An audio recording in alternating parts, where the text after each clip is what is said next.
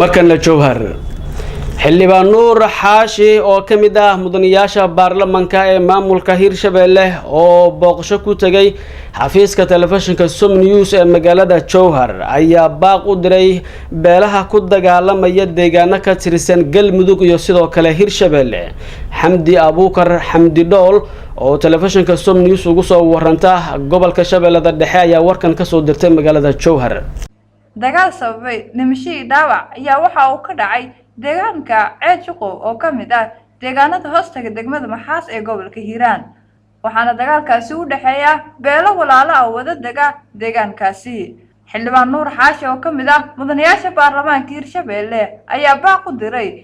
beelaha ku dagaalamaya deegaankaasi waxaana ugu baaqay in miiska wada hadalka la isugu yimaado si xal looga gaaro dagaalkaasi ka soo cusboonaaday deegaankaasi waxaana sidoo kale uu xildhibaanka ka jawaabay hadal uu warbaahinta ka sheegay gudoomiyaha degmada Maxaas ee gobolka Hiiraan waxaan marka anigoo ka xun xildhibaan nuur xaashi ahaan aan rabaa inaan ka tacsiyeeyo dadkii ku dhintay dagaalkii dhacay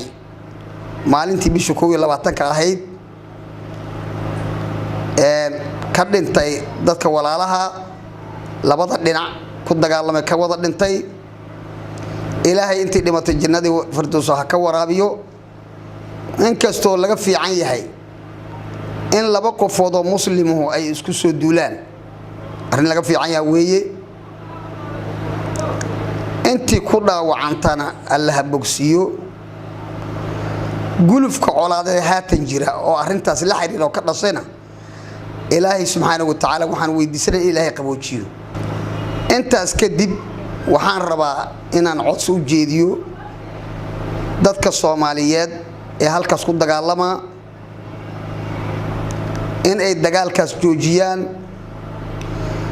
in ay wada hadalla ku bedelaan in si miir qabta sidii dhaqanka Soomaalidu ahay geed hoostiis lagu wada hadlo in la xisaabtamo in la kala jid qaato bisha 22 ku abareed maalintii sabtiga ahayd nuskii saaco subaxnimo waxa laga deeyay war VOA da dagaalkaas looga hadlaa waxaana deeyay nin mas'uul oo sheeganaya inuu yahay gudoomiyaha degmada Maxaas warkaas wuxuu kiciyay dhigla iyo colaad ee daawama keenin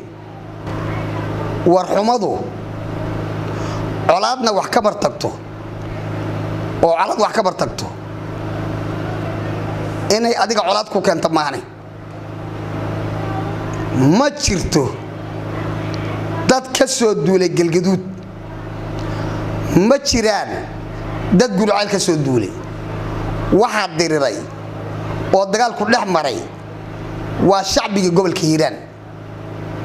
madaxweynena waxa waay madaxweyne Maxamed Cabdi Waare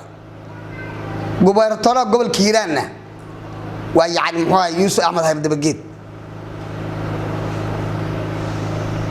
degmada Maxaas oo ninkaas oo ka hadla ayaa dadka oo asagu fogeeyaha deegaankeedii ku leeyeen xaquuq ay kamid yihiin degmada Maxaas ayaa la isleeyay oo ka hadla in arrinkii saasay lagu sifeeyo waxa laga soo duuday galgaduud oo dadkii xuquuqdoodii deegaanimo lagu duudsiyo si salka ku haysa qabiilnimo waxay keeni kartaa lama arko walu kala fogaa ogaada waxay wax u dhibi doontaa